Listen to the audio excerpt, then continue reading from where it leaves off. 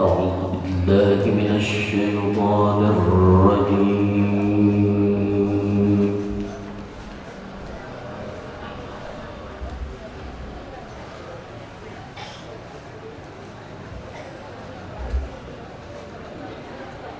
بسم الله الرحمن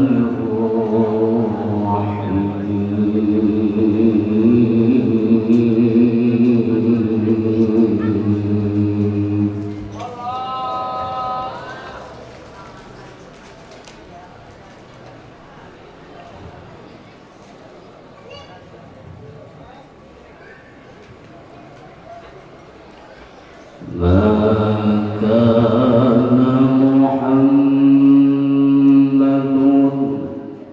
أبا أحد من رجالكم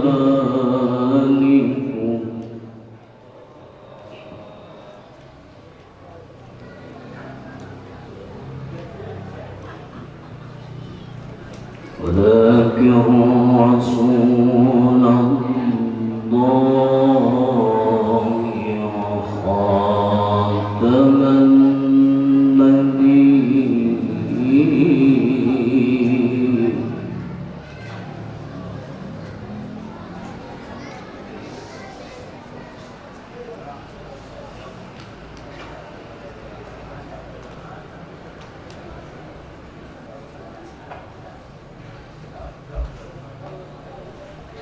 وكان الله بكل شيء عليما.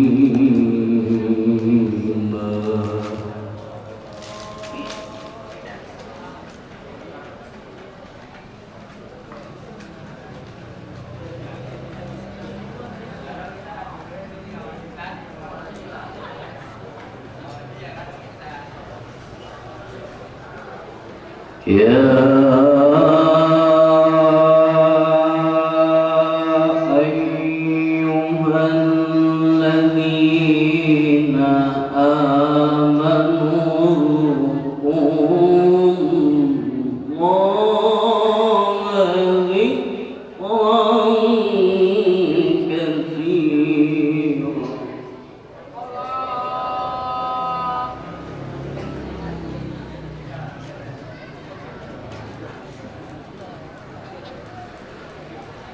يا أيها الذين آمنوا اذكروا الله ذكرا كثيرا.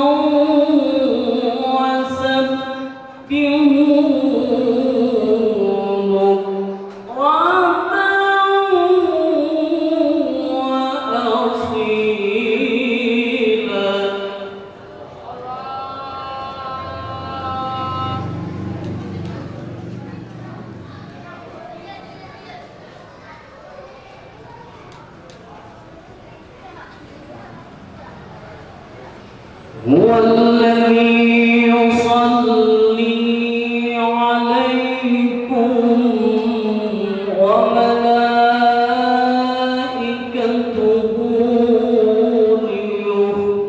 ليخرجكم من الظلمات إلى النور.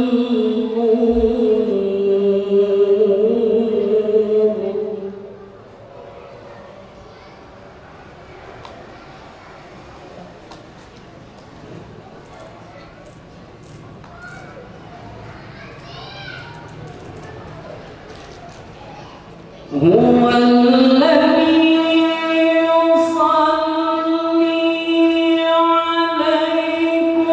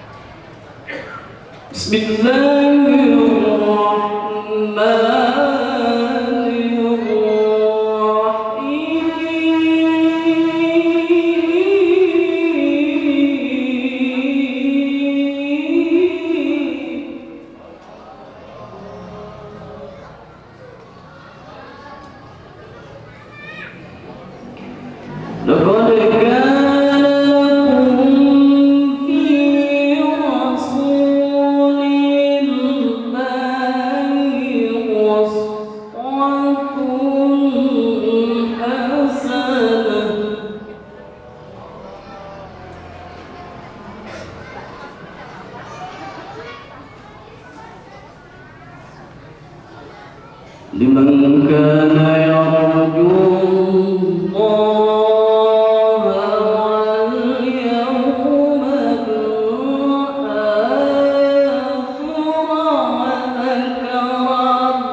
الله كثيرا.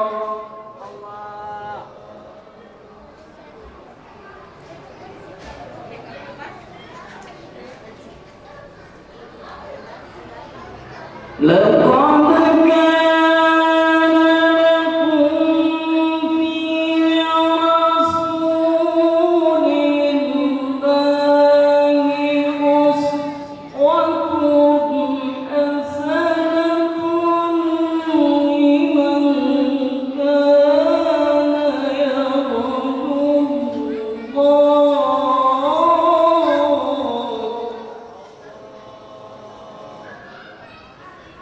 لمن كان يرجو الله واليوم الآخر وذكر الله كثيرا. صدق الله العظيم. اللهم صل وسلم وزد وبارك على رسول الله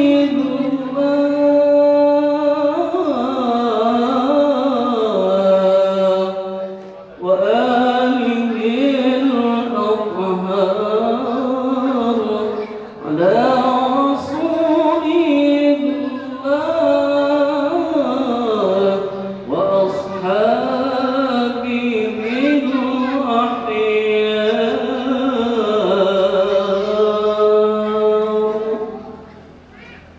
السلام عليكم ورحمة الله وبركاته.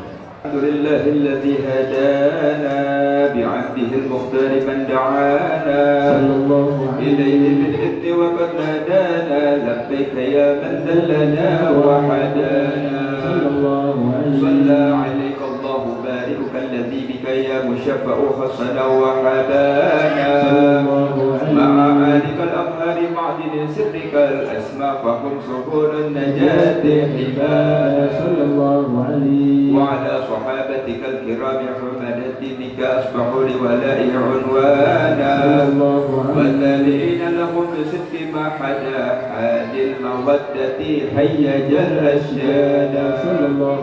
والله ما ذكر الحبيب لدى المحبين وأصحابها نسوانا. أين المحبون الذين عليهم بدل النفوس مع النفائس هانا. لا يسمعون بذكر طه المصطفى إلا به انتعشوا وأذهب رانا. فاحتجت الأرواح تسلق لقاء وتحل تسأل ربها رضوانا. حال المحبين كذا فاسمع إلى سير المشفع وهب الآذان. وانزل إلى أوصاف طه المجتبى وحضر لقلبك يمتلئ وجدانا. يا ربنا صل وسلم دائما على حبيبك من إليك دعانا. اللهم صل وسلم وبارك عليه. اللهم صل وسلم وبارك عليه وعلى آله صلى الله عليه. نبأنا الله فقال جاءكم نور فسبحان الذي أنبانا صلى الله عليه. والنور طه عبده من به في ذكره عهد به منانا صلى الله عليه. هو رحمة المولى تأمل قوله فليفرحوا وأتوا به فرحانا صلى الله عليه. مستمسكا بالعروة الوثقى ومعتصما بحبل الله من أنشانا صلى الله عليه. واستشعر الأنوار من قيل متى كنت نبيا الله صل عليه. آدم كان صلى الله بين عليه. التراب وبين ماء فاستخف من غفلة عن ذا وبين قضانا صلى الله عليه. واعبر إلى أسرار ربي لم يزل ينقلني بين الخيار مصانا صلى الله لم عليه. تقترب من شعبتين إلا أنا في خيرها حتى زيانا بروزها صلى الله عليه. وأنا خيار من خيار قد خرجت من نعمه إلهي صانا صلى الله عليه. وما داره وما بارك مثله إنسان صلى الله عليه. وبحبه وبذكره والنصر والتوكيل رب العرش قد أوصانا يا ربنا صل وسلم دائما على حبيبك من إليك دعانا اللهم صل وسلم وبارك عليه وعلى آله صلوات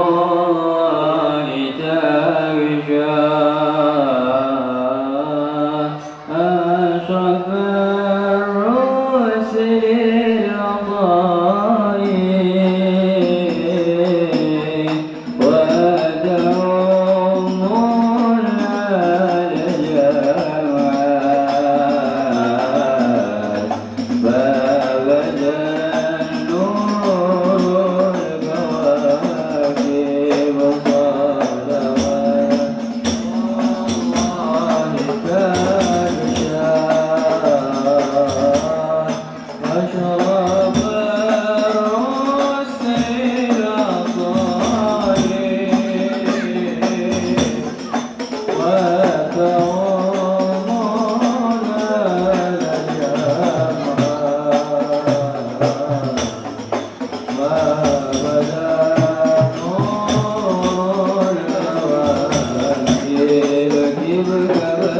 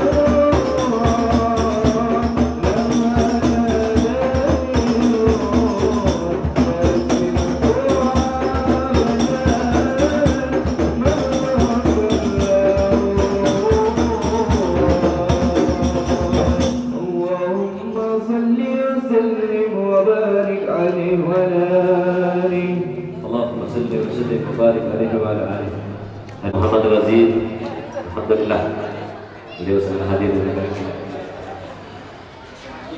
Baik hadirin hadirat yang dimuliakan Allah Subhanahu wa taala, sambil menunggu guru-guru kita kumpul, mari kita dengarkan kalimat tasyakur yang akan disampaikan langsung oleh Dewan Pengurus Masjid Riyadhus Shalihin, yaitu Bapak Sudri jadi atau Bapak Mukhtar. Maka dari itu kami persilakan dengan segala hormat. Shallu ala Nabi Muhammad. Assalamualaikum warahmatullahi wabarakatuh. Alhamdulillahirabbil alamin wassalatu wassalamu ala mursalin sayyidina wa maulana Muhammadin. Puji syukur kepada Allah Taala atas segala limpahan nikmat sehat, nikmat Islam di mana di malam hari ini kita dikumpulkan di Masjid Riyadhus Shalihin guna memperingati peringatan Maulid Nabi Muhammad SAW bersama majelis gabungan. Salawat dan salam yang saya kita lipat gerakan bagi kita Nabi Agung Nabi besar Nabi Muhammad SAW beserta keluarga, para sahabat, dan semoga kelak di zaman akhir kita bisa melakukan syafaat kepada amin.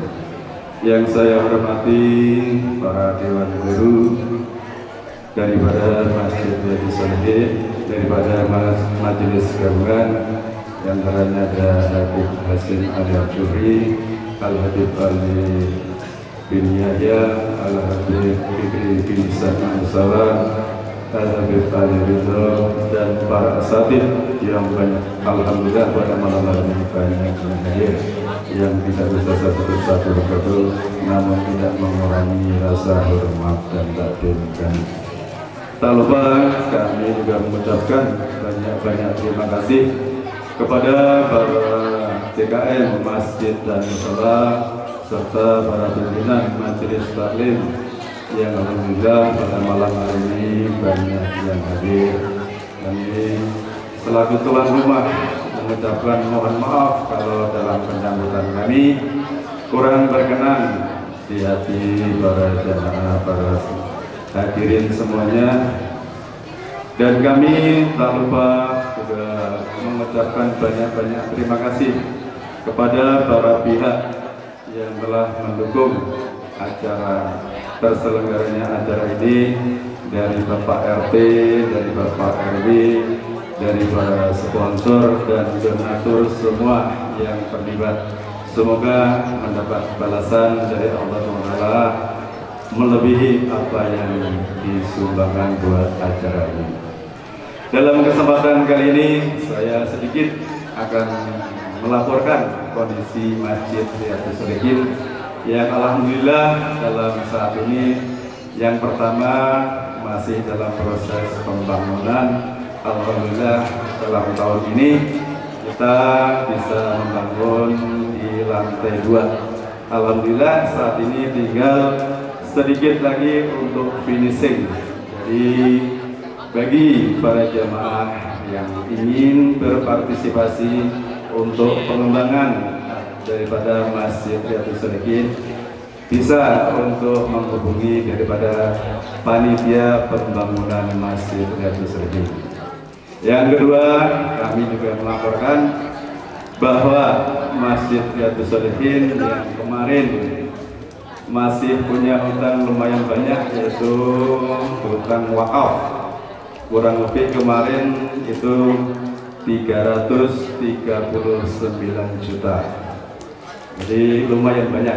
Tapi di tahun ini alhamdulillah Masjid Riyadhus Shalihin tinggal sedikit lagi, yaitu kemarin kita hitung kurang 90.700.000 rupiah. Jadi bagi jamaah semua yang ingin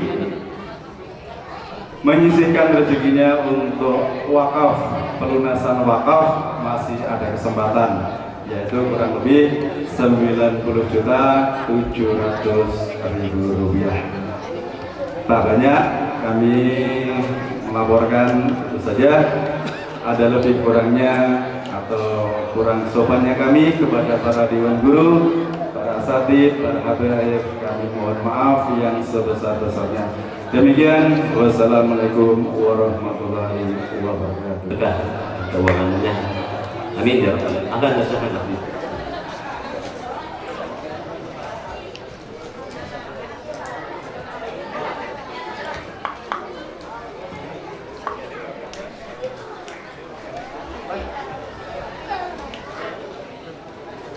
اللهم صل وسلم وبارك عليه وعلى آله الله عليه هذا وقد نشر الإله نعته في الكتب بينها لنا تبيانا صلى الله عليه أبدا ميثاق نبينا لما أتيتكم من حكمة إحسانا صلى الله عليه يا رسولنا تؤمنون وتنصرون وتصبحون عوانا صلى الله عليه قد بشروا أقوامهم بالمصطفى ذلك رتبة ومكانا صلى الله عليه الله إن جاء الأجر المقدم ونرسون تحت لواء من نادانا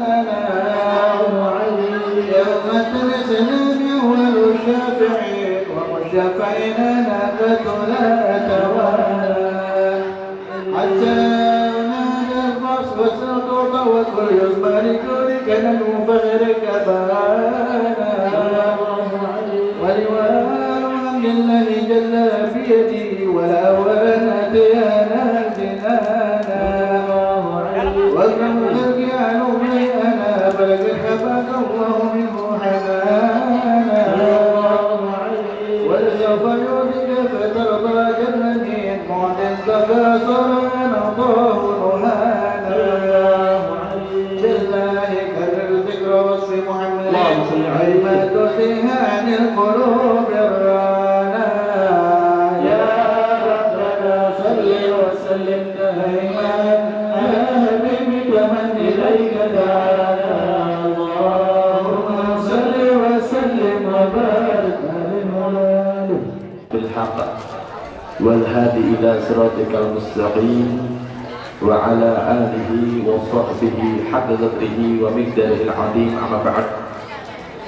Ma'asyiral hadirin wal hadirat, para kiai, para asatidz, para orang tua, para habaib, para tuan guru segenap, para sesepuh, khususnya seluruh keluarga besar Masjid Riyadhus Shalihin, yang dimana pada malam hari ini telah menjadikan wasilah sebab berlokasikannya rutinitas kita kegiatan silaturahmi majlis gabungan, yang insya Allah mudah-mudahan majlis kita malam ini hadir duduk dan kumpulnya kita di tempat ini, semoga Allah jadikan sebab turunnya rahmat dan keberkahan untuk kita semuanya, sehingga semua kita yang hadir, apa yang menjadi hajat-hajat kita digabulkan sama Allah Subhanahu wa taala. Semua yang sakit biar pada sehat, semua yang lagi sulit biar pada mudah, yang rezekinya sedikit biar pada banyak, berkahnya baginda Nabi kita Maulana Muhammad sallallahu alaihi wasallam. Alhamdulillah, malam hari ini kita bersyukur kepada Allah Subhanahu wa taala atas segala nikmat dan karunia, sehingga masih diberikan kepada kita kesempatan untuk sama-sama bisa hadir duduk istiqomah mensyiarkan daripada syiar-syiarnya baginda Nabi kita Maulana Muhammad sallallahu alaihi wasallam, yang dimana melalui majlis-majlis seperti ini dibacakannya sejarah singkat Nabi sallallahu alaihi wasallam melalui kitab Maulid Adi Al-Ulami yang kita baca, dan juga salam serta salawat yang kita sampaikan untuk junjungan Nabi kita yang mulia Habibina Maulana Muhammad,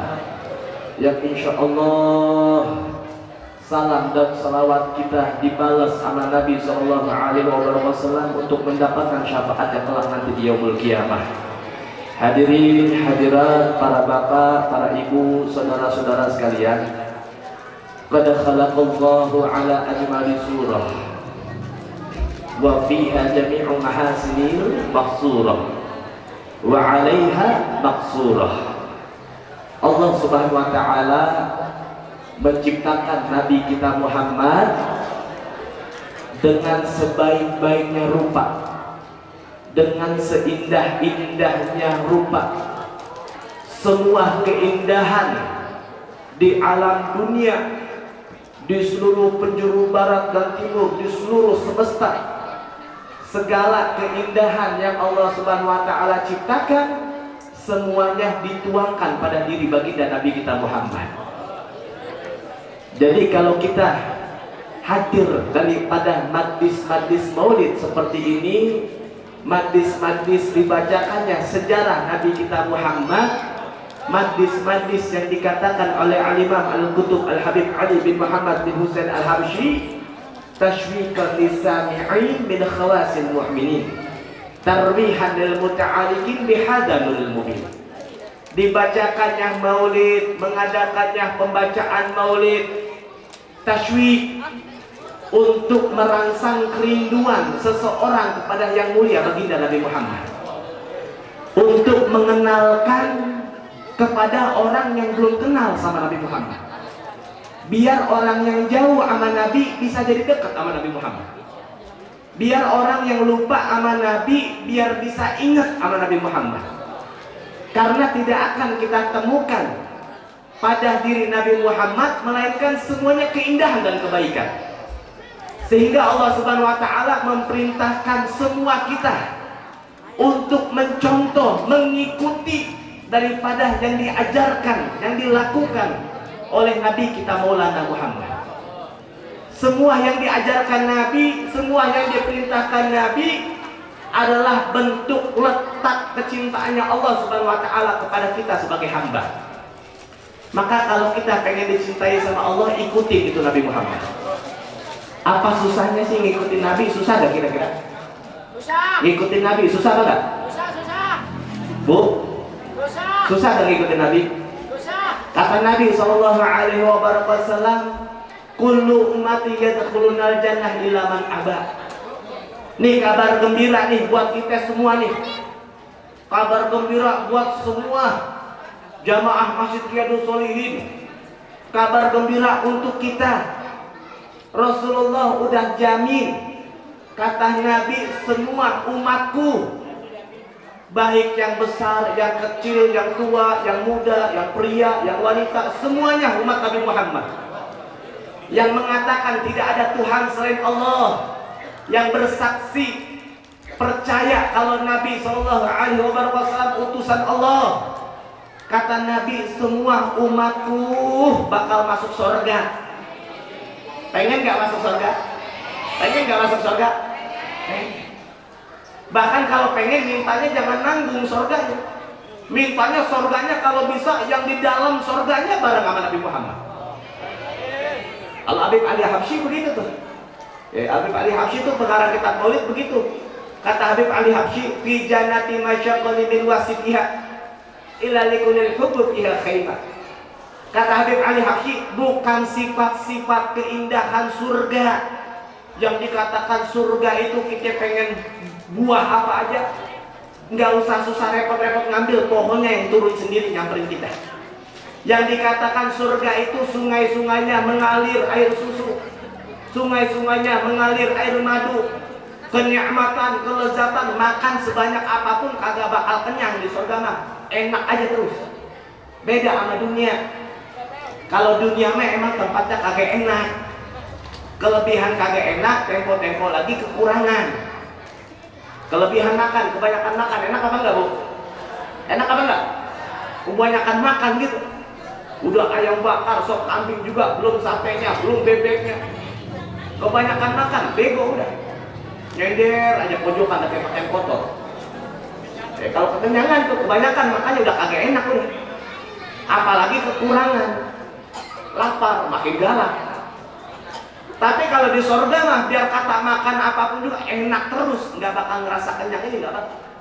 Artinya apa? Sebanyak apapun kita makan nikmat, lezat, nggak pernah ngerasain susah, tidak ada kesusahan dalam surga melainkan kebahagiaan semua isinya.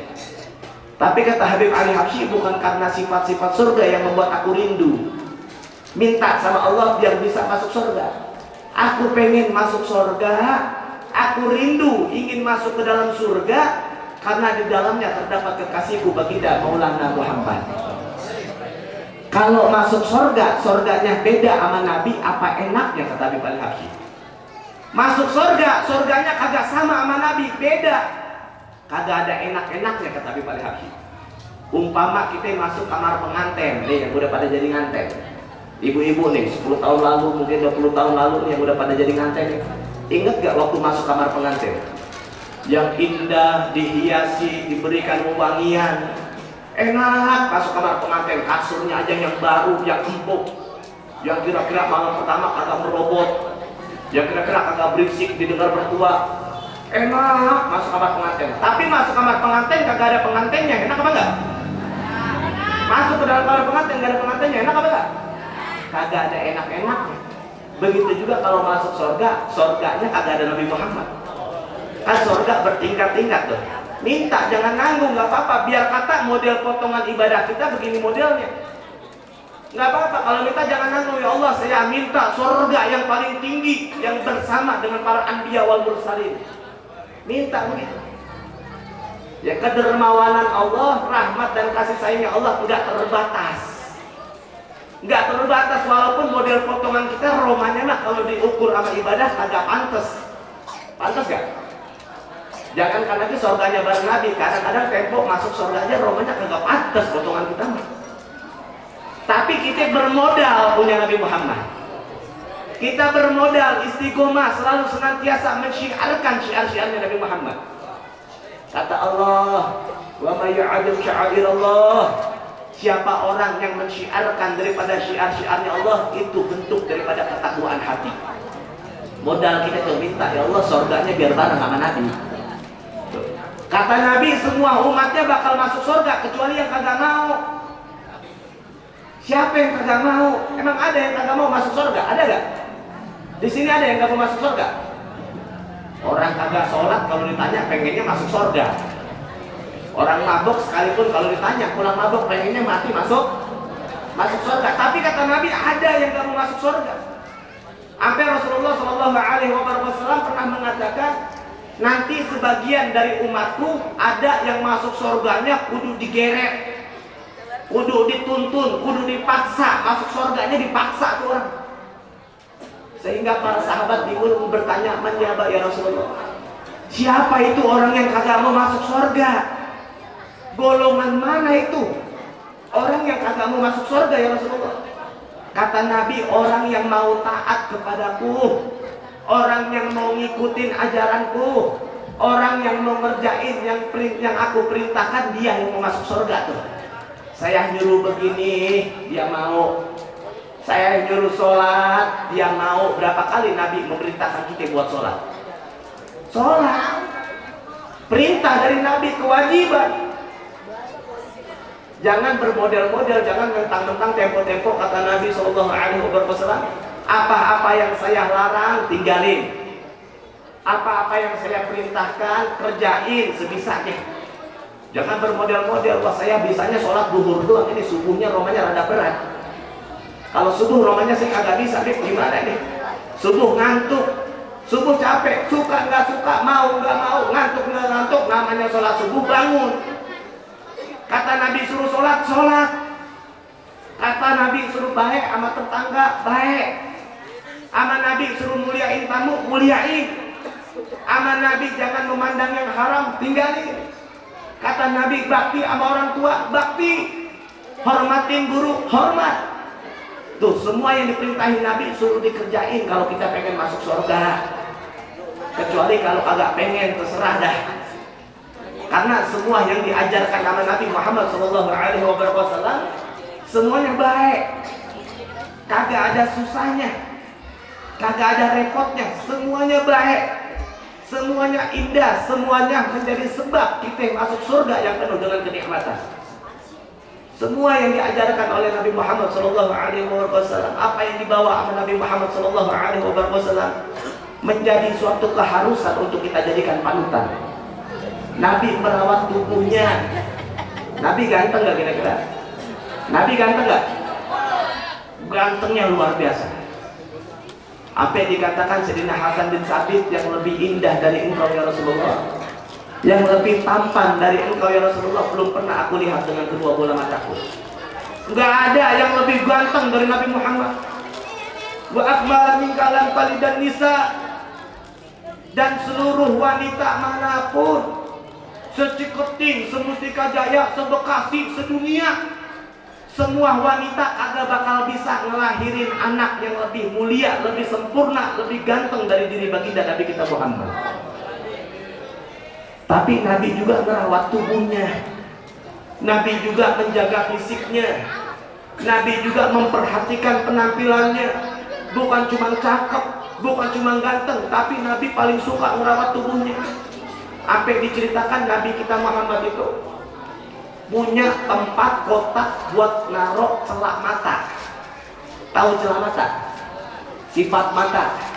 Tuh, Nabi menjaga merawat tubuhnya tuh sebagai tanda syukur keindahan yang Allah berikan. Nabi merawat, Nabi sering banget, suka banget sebelum tidur pakai sifat mata.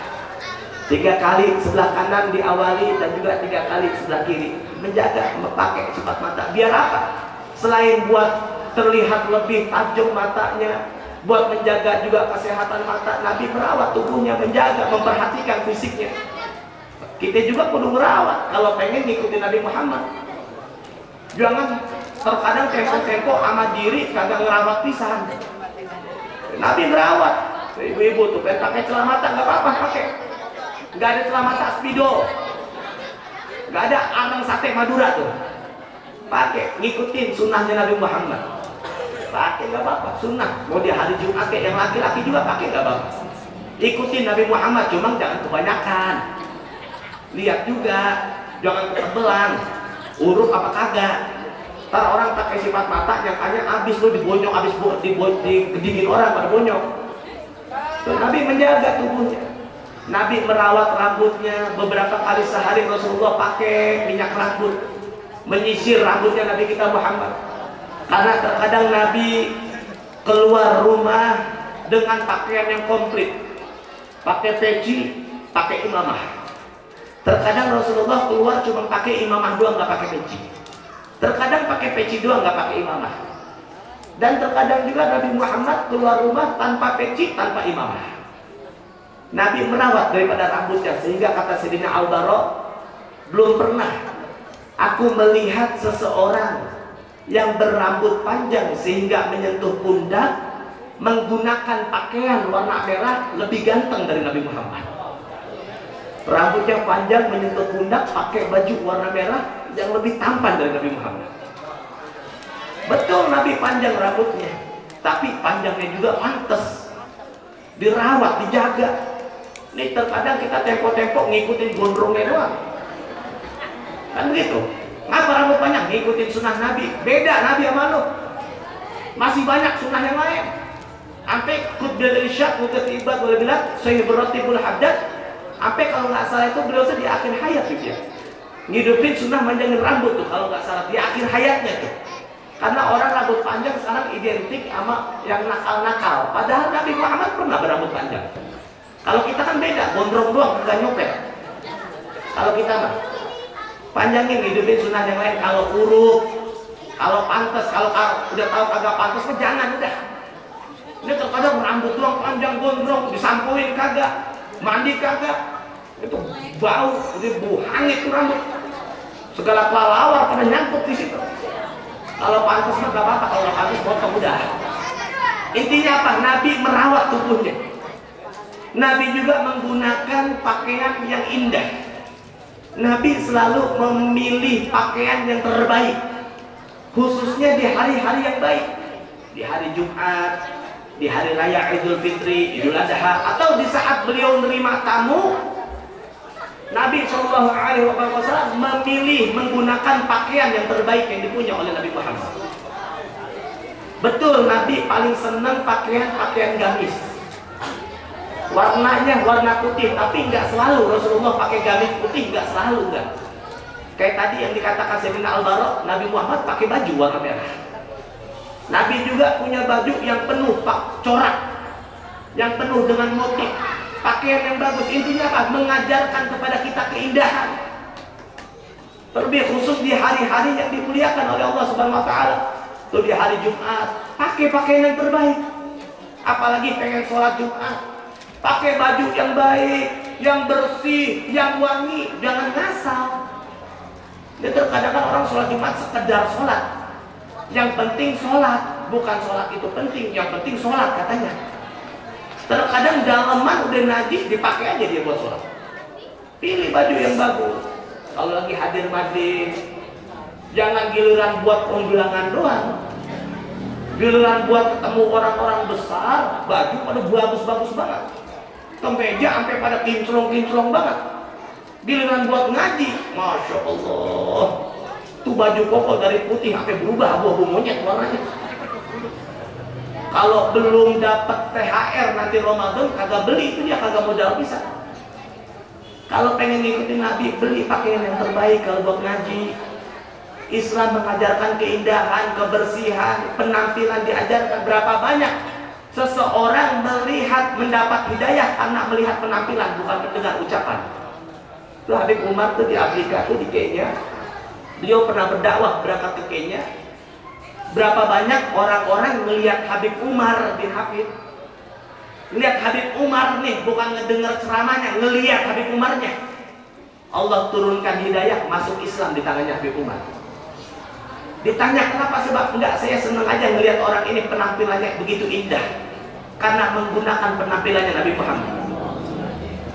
Ini terkadang kita jangankan lagi yang belum ngaji, terkadang tempo-tempo yang ngaji aja kagak jaga penampilan. Apalagi giliran sholat sering, berarti sampai tadi saya sholat Jumat sering merhatiin itu. Bagus pakai serba putih, peci putih, sampai ke sarung putih, baju koko putih, cakep. Dalaman kokonya warna kuning. Ini terkadang dalaman kokonya warna merah. Mana gambar belakangnya banteng lagi nyengir. Ya Allah, ganggu yang agak ganggu, jadi kagak khusyuk yang sholat. Kalau pakai pakaian yang putih, dalaman juga pakaian putih kan enak dilihatnya, enak gak? Jangan sampai nyeplak. Ini terkadang apalagi zamannya mau pemilihan apa ini? Baju koko putih udah beli yang tipis, itu kalau nego tuh harga 100 pengen 70, udah aja yang tipis.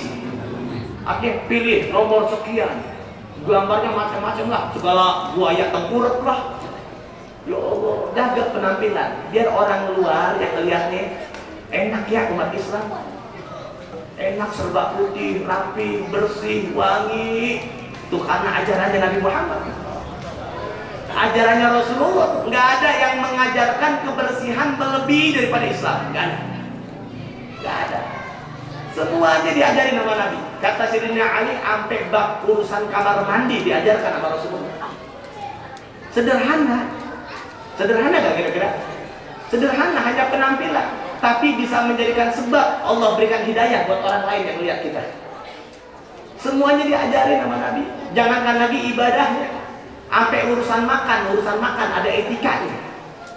Urusan makan diajarin sama Rasulullah nih. Kata Nabi, barakatut ta'am al-wudu qablahu wal ba'dahu.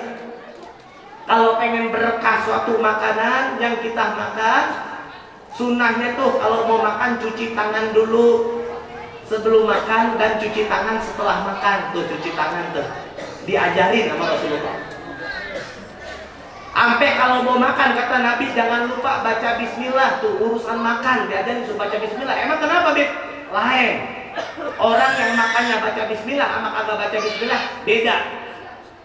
Karena kata Nabi, orang yang makan kagak baca bismillah, makannya ditemenin setan tuh. Mau makan ditemenin setan.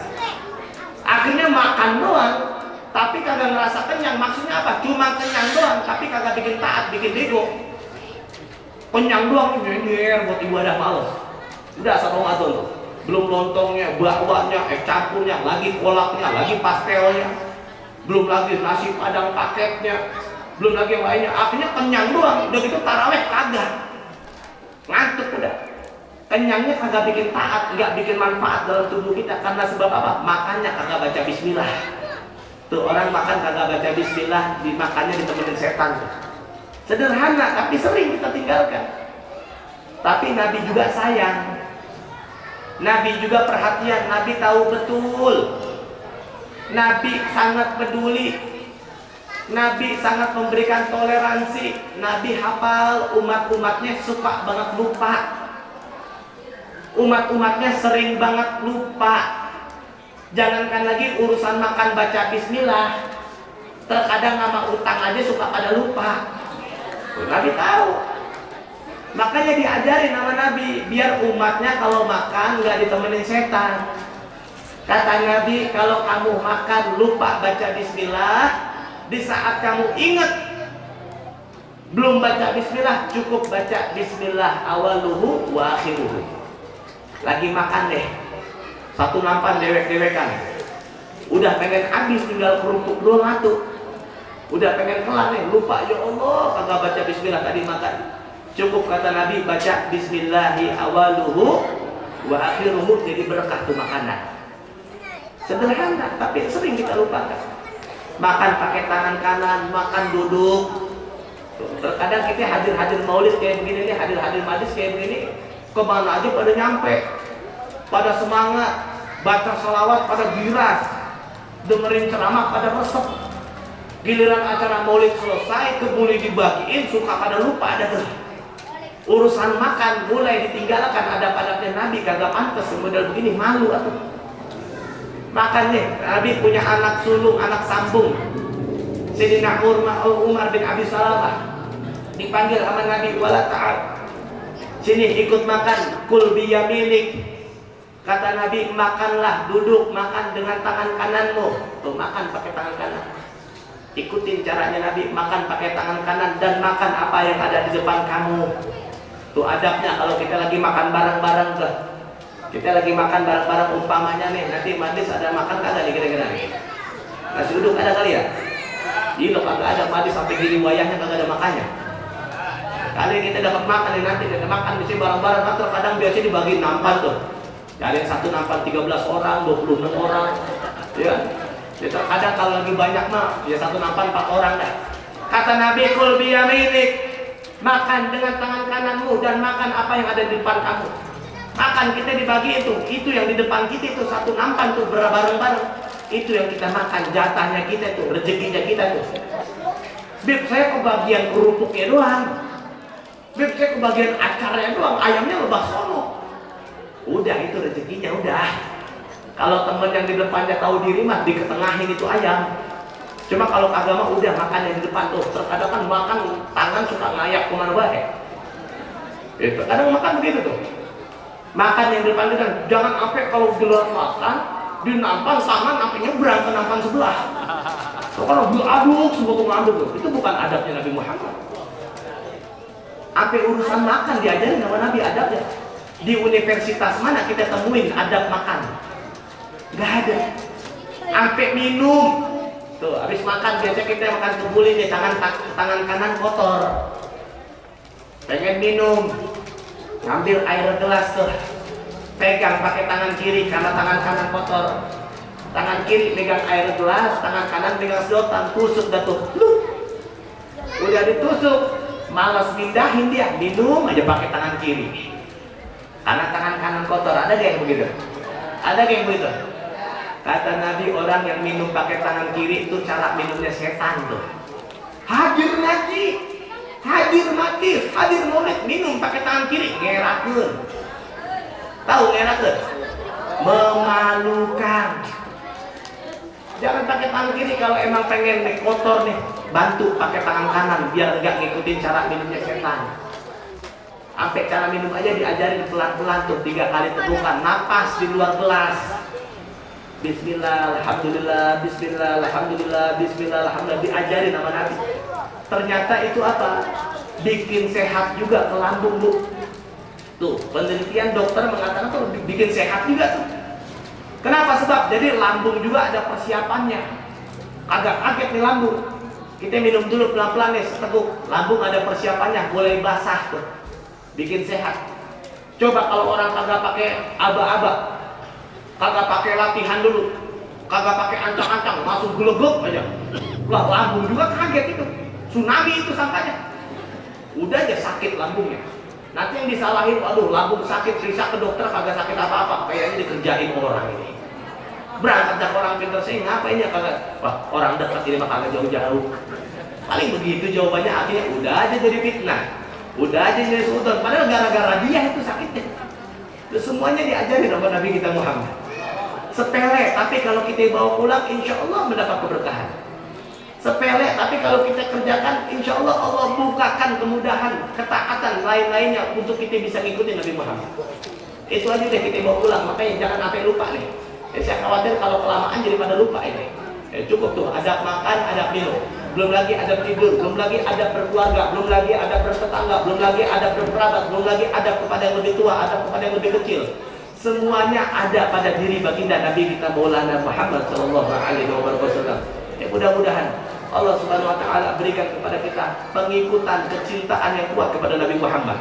Melalui majlis-majlis seperti ini, mudah-mudahan senantiasa diberikan kekuatan dan istiqomah untuk bisa terus mensyiarkan, menyebarkan daripada syiar-syiarnya baginda Nabi kita Muhammad sallallahu alaihi wasallam. Ya Rabbi bil Mustafa balligh maqasidana waghfir lana ma madha ya wasi'al karami sallallahu alaihi wasallam Muhammadin nabiyyin min wa ala alihi wasallam walhamdulillahi rabbil alamin.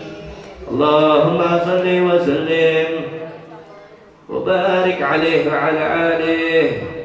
لما نبق البروز لأحمد عن إذ من أشوه كان حملت به آمنة بنت وهب من لها على الإله مكانا من والد المختار عبد الله عبد المطلب رأى البرهان بل كان يعمر نور طه وجهه وسرى إلى العفن لابن مزون عيانا وهو ابن هاشم الكريم شفيع بن مناف بن الحسين كان والده يدعى حكيم شأنه قد تلعذب بذلك شانا وقد وصل المصطفى حتى رب سلسلة وصوله عنانا فهناك كيف أعلم برفع الأسمع إذا كان للعبيب وانا وحينما حملت به آمنة لم تشكن شيئا يأخذ نسوانا وبها هكذا لطف من رب السماء